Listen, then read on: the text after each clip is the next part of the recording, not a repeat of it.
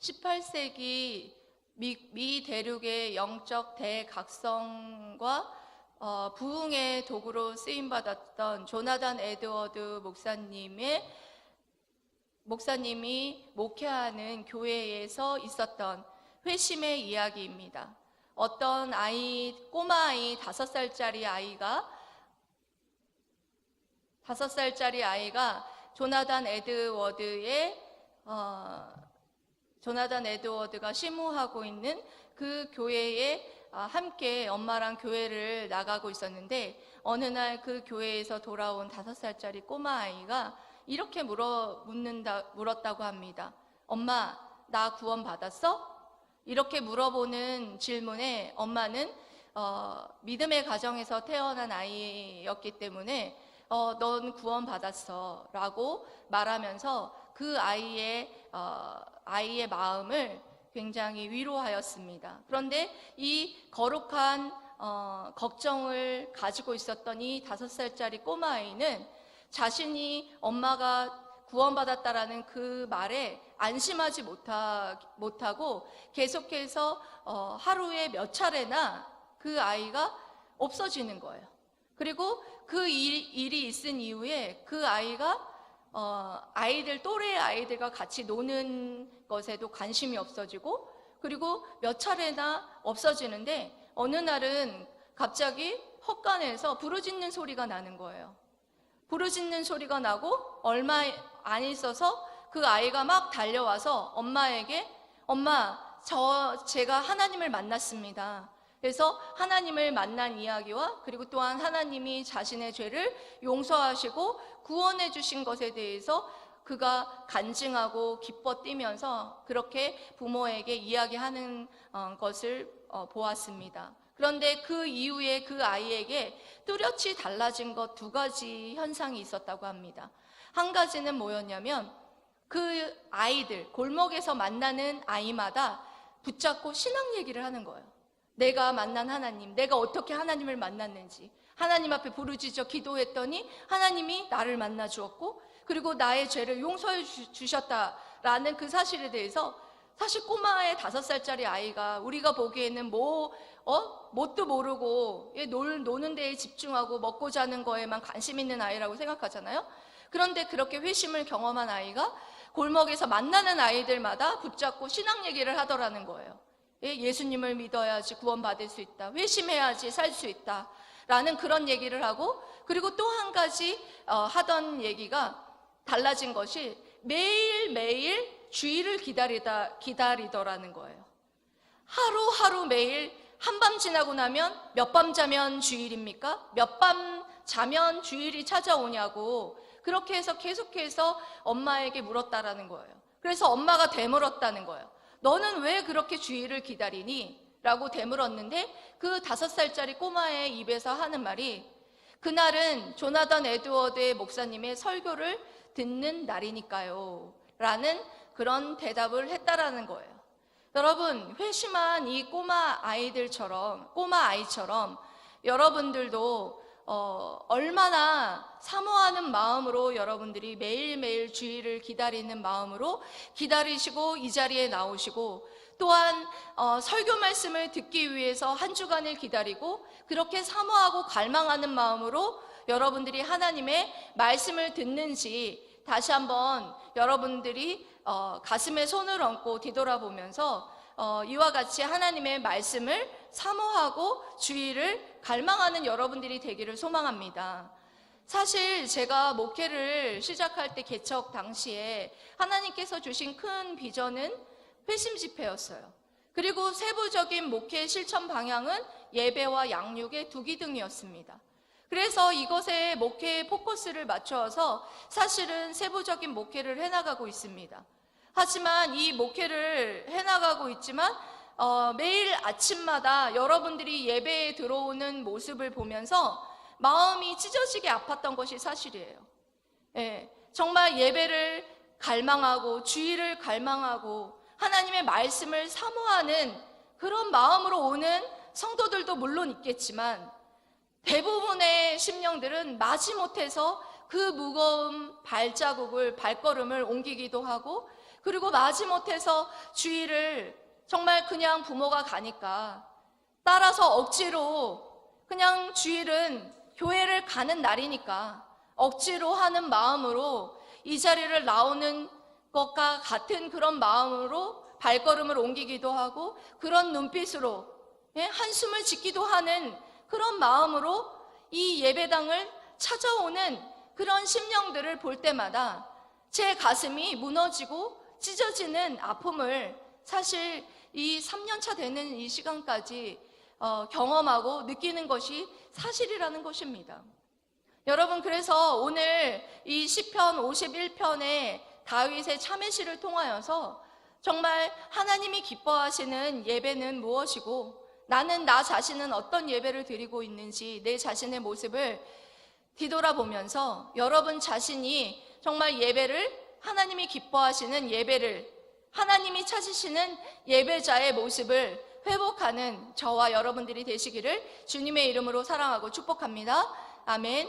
첫 번째로는 하나님을 여러분들이 만나시기 위해서는 하나님을 만나기 위해 하나님의 말씀을 갈망하라. 하나님을 만나기 위해서 뭘 갈망하라? 하나님의 말씀을 갈망하라.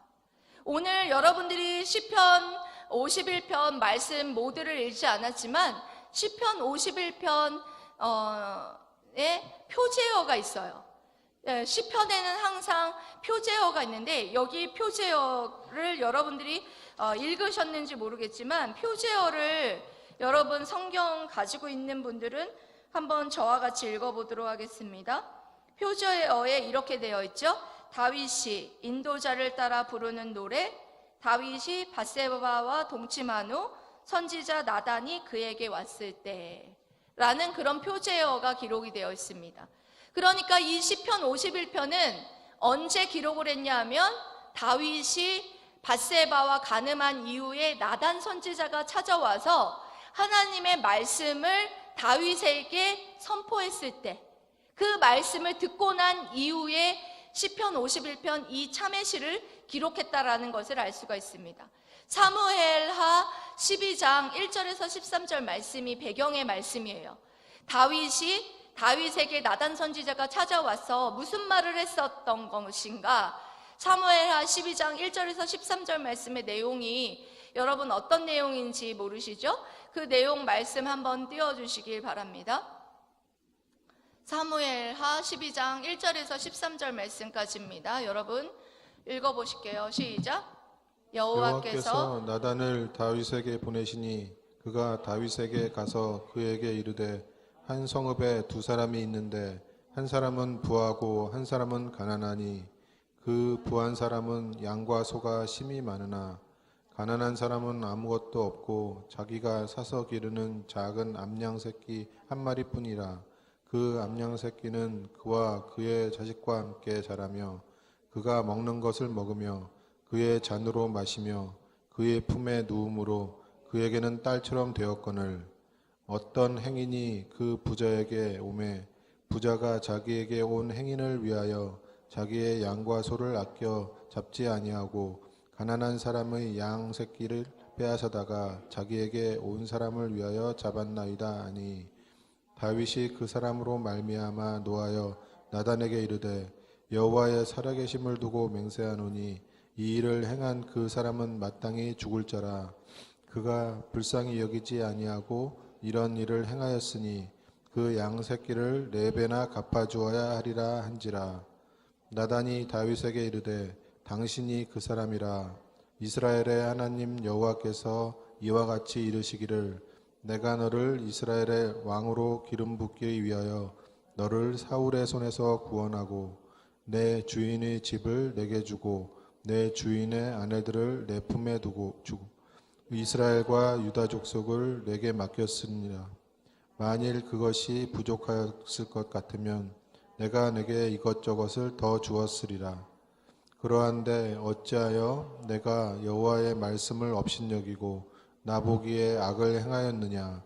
내가 칼로 햇사람 우리아를 치되 암몬 자손의 칼로 죽이고 그의 아내를 빼앗아 내 아내로 삼았도다. 이제 내가 나를 업신여기고 햇사람 우리아의 아내를 빼앗아 내 아내로 삼았은즉 칼이 내 집에서 영원토록 떠나지 아니하리라 하셨고 여호와께서 또 이와 같이 이르시기를 보라 내가 너와 내 집에 재앙을 일으키고 내가 내 눈앞에서 내 아내를 빼앗아 내 이웃들에게 주리니 그 사람들이 내 아내들과 더불어 백주에 동침하리라. 너는 은밀히 행하였으나 나는 온 이스라엘 앞에서 백주의 일을 행하리라 하셨나이다 하니 다윗이 나단에게 이르되 내가 여호와께 죄를 범하였노라 하매 나단이 다윗에게 말하되 여호와께서도 당신의 죄를 사하셨나니 당신이 죽지 아니하려니와. 아멘. 나단이 찾아와서 다윗에게 이와 같이 비유로 말하였을 때 한 부자와 한 가난한 자가 있었던 이 비유에 대한 말을 들었을 때 이 다윗이 어떤 반응을 했습니까? 이 부자가 마땅히 죽어 마땅할 자다. 4배나 양을 갚아야 된다. 죽어 마땅한 놈이다 라고 욕했지요. 그런데 그때 나단이 뭐라고 그랬습니까? 그 죽어 마땅한 놈이 바로 너다. 그 말을 해주었습니다. 그랬을 때에 다윗이 그 나단 선지자를 통하여서 하나님이 선포하신 그 말씀을 통해서 그가 회개하여서 내가 하나님 여호와께 범죄하였나이다. 하나님의 말씀을 멸시하고 그와 같이 범죄하였나이다. 그렇게 죄를 깨닫는 모습을 볼 수가 있습니다. 여러분 그렇습니다. 우리가 죄를 깨닫는 것은 다른 것을 통해서 죄를 깨닫는 게 아니에요. 하나님의 말씀을 통해서 죄를 깨닫게 된다는 거예요. 제가 예전에 율법에 대한 말씀드렸을 때도 율법의 말씀을 통해서 우리의 심령에 그 율법의 말씀이 어떻게 될 때, 선포될 때, 깨달아질 때 뭐 하게 됩니까? 죄가 죄인 줄 알게 되고 깨닫게 된다라고 했었습니다.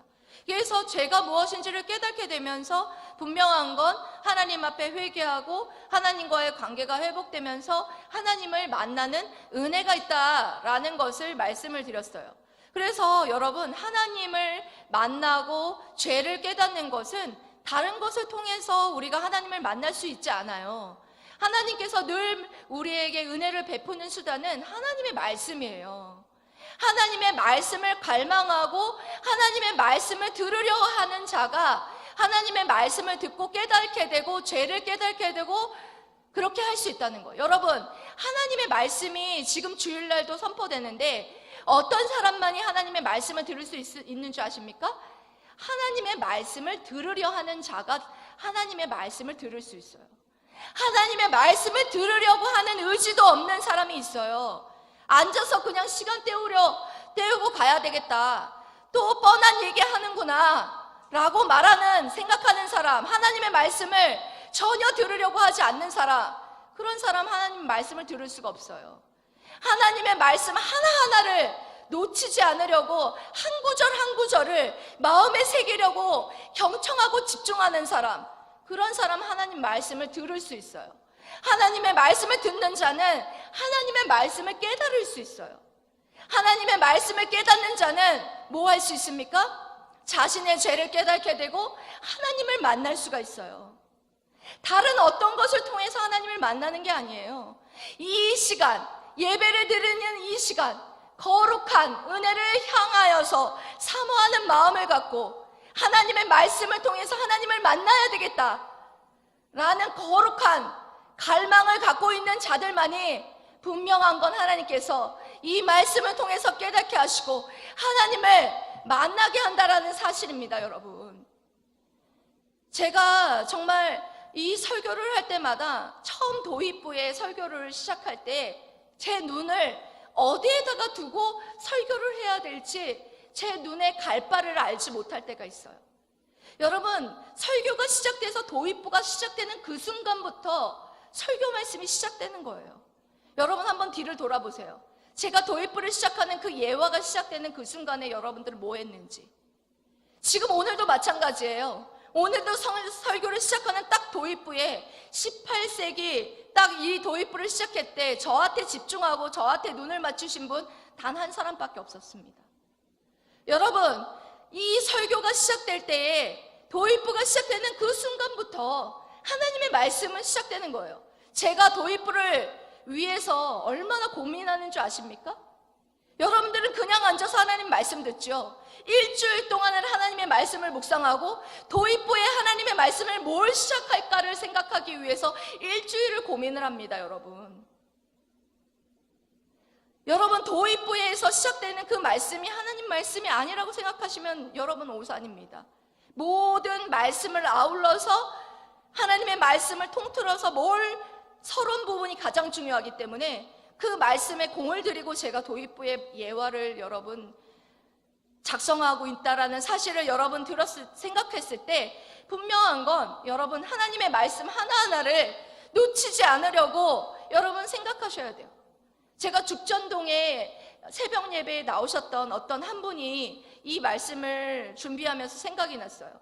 그분은 새벽 예배에 나와서 사실 새벽 예배에 비몽사몽하잖아요. 여러분 졸리잖아요. 그분은 새벽 예배에 나와서 하나님 말씀을 듣는데 정말 제가 정말 부끄러울 정도로 뚫어지게 쳐다보니까 제가 너무 부끄러운 거예요. 예? 새벽 예배 아시잖아요. 화장도 하나도 안 하고 그런 상태에 생얼로 나와가지고 설교를 하는데 뚫어지게 쳐다보면서 하나님의 말씀 한자 한자를 놓치지 않으려고 저를 쳐다보던 그 눈망울이 기억이 나더라고요. 여러분 그렇습니다. 여러분들이 하나님의 말씀을 얼마나 갈망하는 마음으로 하나님의 말씀을 여러분 듣고 계십니까? 분명한 건 여러분 하나님의 말씀을 여러분 갈망하는 것이 바로 누구를 갈망하는 것이다? 하나님을 갈망하는 거예요. 하나님을 만나기 위해서 사모하는 마음으로 간절한 마음으로 갈망하는 자들은 분명하게 하나님의 말씀을 갈망하게 되어 있다라는 거예요. 그저 그렇게 내가 여기 나와가지고 예배드리다가 그냥 대충 졸다가 대충 시간 때우고 가는 그 시간이 아니라는 거예요.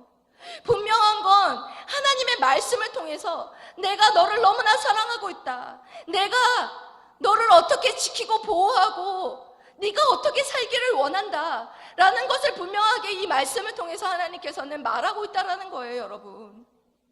여러분 그것을 생각할 때에 여러분 이제 앞으로 여러분들이 이제껏 정말 그저 그렇게 주일을 기다리는 마음 없이 사모하는 마음 없이 그냥 여러분 주일을 오셨다면 이제는 여러분 예배가 좀 달라졌으면 좋겠어요. 예배를 사모하고 하루하루 사모하면서 하나님의 말씀이 이번 주에는 어떤 말씀이 선포될까? 하나님의 말씀을 사모하고 그런 마음으로 하나님의 말씀을 갈망하는 마음으로 듣고 이 자리에 앉아서 하나님의 말씀을 듣고 그렇게 할 때에 분명한 건 여러분들이 하나님을 분명하게 만날 수 있다는 사실을 여러분 기억하시고 그와 같이 하나님을 만나고자 하시는 여러분들은 하나님의 말씀을 갈망하는 그런 예배자들 되시기를 주님의 이름으로 사랑하고 축복합니다. 아멘. 그리고 두 번째로는 하나님께서 우리에게 이 말씀을 통해서 하나님께서 원하시는 예배는 상한 심령입니다 라고 말하고 있습니다. 뭐라고요, 여러분? 그렇습니다. 하나님께서 원하시는 예배는 상한 심령의 예배라는 거예요. 다윗이 16절에서 이렇게 말하고 있습니다. 16절 말씀 띄워주십시오. 시작. 주께서는 제사를 기뻐하지 아니하시나니 그렇지 아니하면 내가 드렸을 것이라. 주는 번제를 기뻐하지 아니하시나이다. 아멘. 주께서 제사를 기뻐하지 아니하시나니 그렇지 아니하면 내가 드렸을 것이라. 주는 번제를 기뻐하지 아니하신다. 이게 웬 말입니까? 예, 구약에서 하나님 앞에 나아갈 수 있는 방법이 제사를 통해서인데 지금 다윗이 뭐라고 말합니까? 하나님께서 제사를 기뻐하지 아니하시고 번제를 기뻐하시지 않는다라고 말하고 있어요. 이와 같이 구약에서 제사에 대한 부정적인 표현을 하고 있는 것은 제사를 드리는 헌제자의 마음, 태도를 말하는 거예요. 이 제사를 드리는 헌제자인 그 제물을 드리는 자가 마음 없이 제사를 형식적으로만 드린다면 그 제사는 하나님께서 기쁘게 받으시지 않는다라는 거예요. 번제를 기뻐하시지 않는다라고 말하고 있는 것입니다. 여러분, 히브리인들 중에서 이 제사를 드릴 때에 이와 같이 생각한 사람들이 있어요. 제사를 그냥 드리기만 하면 그냥 마술처럼 내 죄가 없어진다라고 생각을 했던 거예요. 여러분, 제사가 어떤 겁니까? 특히 속죄제를 드릴 때에 제물을 가지고 가서 제사를 드리면 그냥 죄를 사함받는 겁니까? 예? 그렇습니까, 여러분? 속죄제를 드리러 가는 사람의 마음 자세가 여러분 어때야 합니까, 여러분? 그 죄를 향한 애통하는 마음이 있어야죠. 내가 하나님 앞에 범죄하였구나. 그래서 이 죄를 사함받기 위해서 이 번제를 하나님 앞에 드리는구나. 하나님 앞에 드리면서 자신의 죄에 대해서 애통하고, 하나님과의 관계가 깨어진 것에 대해서 애통하고 슬퍼하고, 그런 마음을 가지고 그 재물을 내려놓을 때에 그냥 마음 없이 내려놓는 것이 아니라 자신의 그와 같은 잘못된 마음과 함께 마음을 들여서 번제와 속죄제를 하나님 앞에 드릴 때에 분명한 것은 하나님께서 그것을 기뻐 받으신다라는 거예요. 마음 없이 그냥 제물만 드림으로써 이 모든 제물을 통해서 내 죄가 모두 속함받고 사함받는구나, 그렇게 생각했다라는 거예요. 그렇다면 그들이 어떤 자들이냐? 자신들의 그 제사를 축복의 수단으로만 보는 거예요. 제사를 드림으로써 축복의 수단으로 보고, 그리고 또한 범죄를 합리화하는 도구로 악용하는 데에 쓰고 있다라는 거예요, 여러분. 마음 없이 그와 같이 번제를 드리고 제사를 드리는, 형식적으로 드리는 그런 자들의 제사를 하나님이 기뻐하지 않는다라는 것을 다윗은 알고 있었다라는 거예요. 그래서 다윗은 오늘 시편 51편 말씀을 통해서 하나님이 기뻐하시는 제사는, 하나님께서 원하시는 제사는 뭐라고 말하고 있습니까? 17절에 말하고 있죠? 17절 말씀입니다. 읽어보세요. 시작. 하나님께서 구하시는 제사는 상한 심령이라. 하나님이여 상하고 통회하는 마음을 주께서 멸시하지 아니하시리이다. 그렇습니다. 하나님께서 구하시는, 하나님께서 원하시는 제사는 상한 심령이라는 거예요. 상한 심령이라는 게 뭐냐 하면 상하고 통회하는 마음이다 라고 정의를 해놨어요.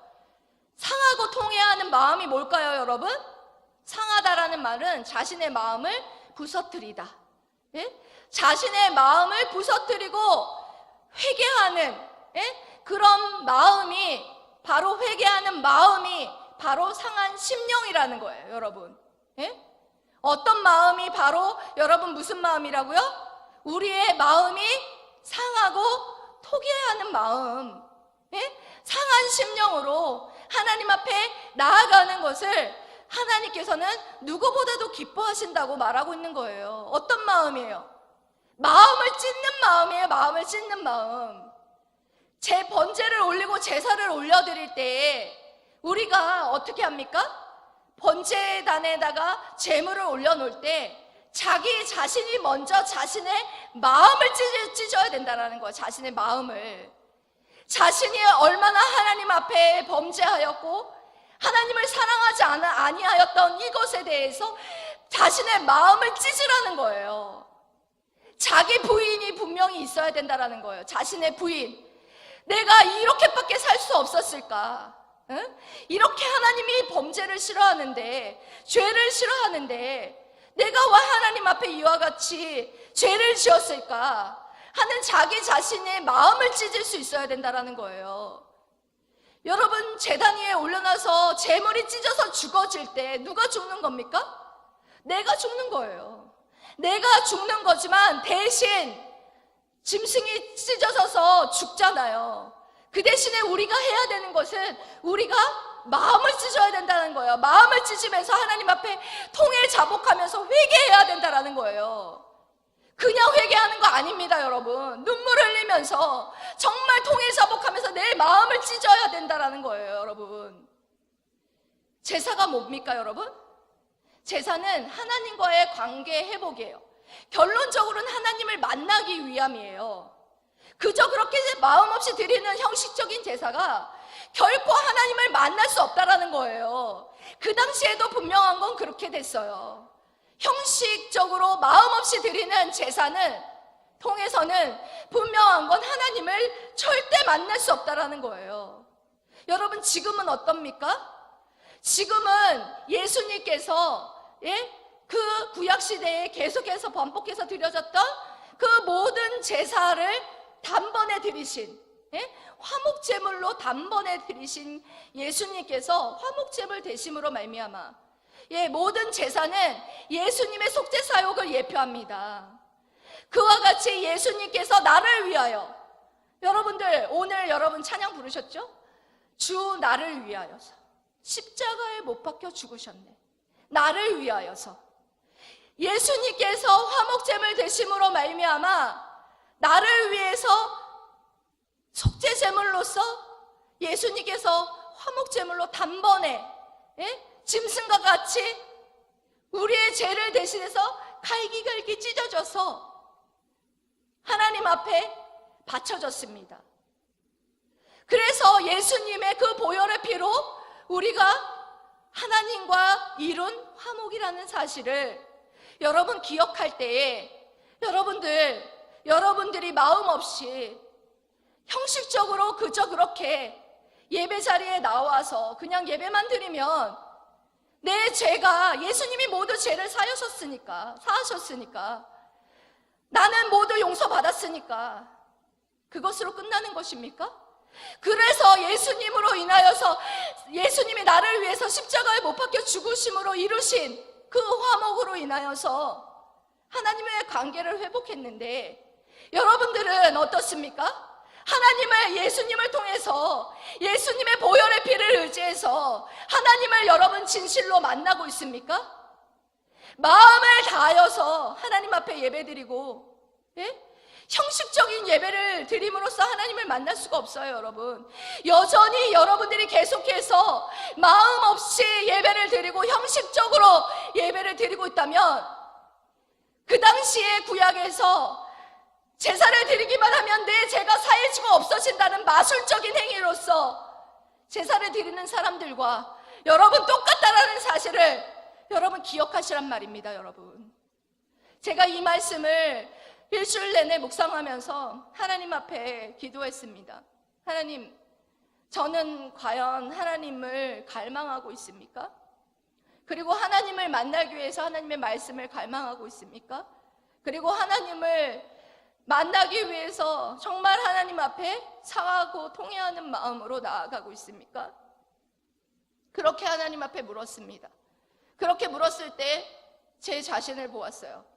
제 자신을 보니 제 자신이 하나님 앞에 대면대면해져 있더라고요. 하나님 앞에 어색해 있고 하나님 앞에 뜨아한 거예요. 뜨겁지가 않아요. 하나님을 갈망하는 마음이 내게 사라져 있더라고요. 여러분, 분명한 건 상한 심령으로 아무나 나갈 수 없어요. 상한 심령으로 나아갈 수 있는 자는 분명한 건 그 마음에 하나님을 갈망하는 마음이 있는 자가 상한 심령으로 나아간다는 거예요. 그 사실을 깨달았어요.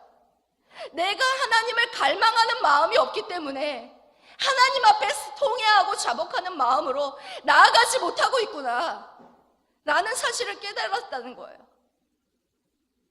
하나님을 갈망하면서 하나님, 내가 하나님을 갈망하고 만나려 하는, 하나님을 사모하는 그런 마음이 제게 없습니다.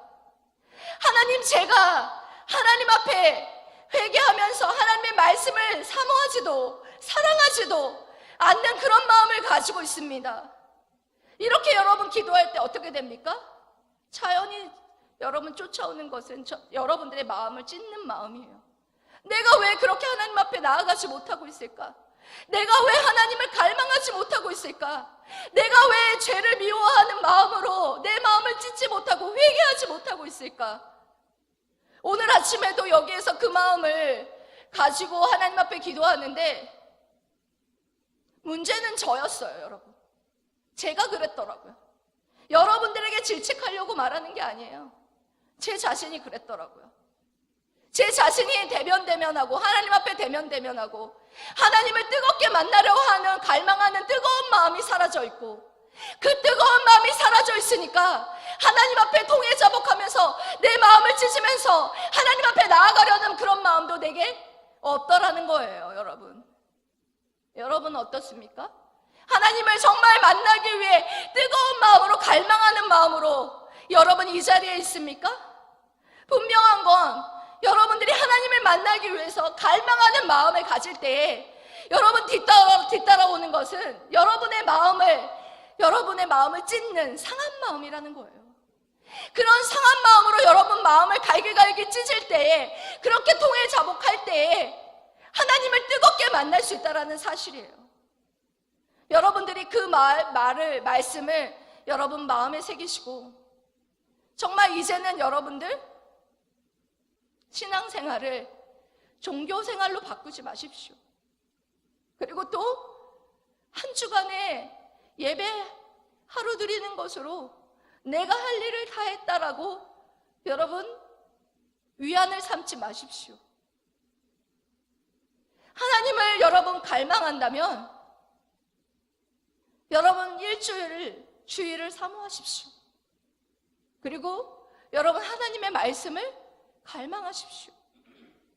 그리고 여러분 상한 심령으로 하나님 앞에 여러분들의 마음을 찢으며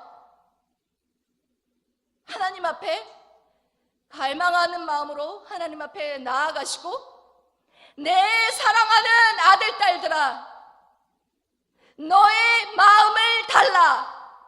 내 사랑하는 아들 딸들아, 너의 마음을 내게 달라. 너의 마음을 내게 달라 하시는 하나님의 음성을 여러분들 들으시는 저와 여러분들 되시기를 주님의 이름으로 사랑하고 축복합니다. 아멘.